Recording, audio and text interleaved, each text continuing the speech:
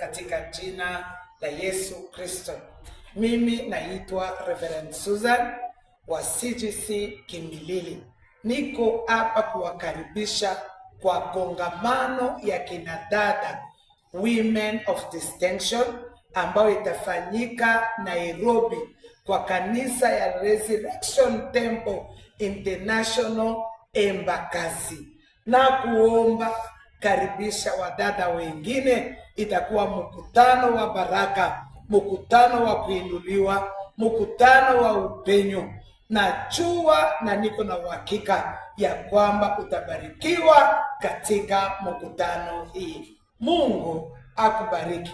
Unapojiandaa kukuja katika kongamano, tunakungoja. Askofu Tengu Yoka pamoja na mke wake Reverend Chan pia wanakusubiri, na wote wapendwa wale watakuwa hapo, tunakusubiri. Usikose kupatikana.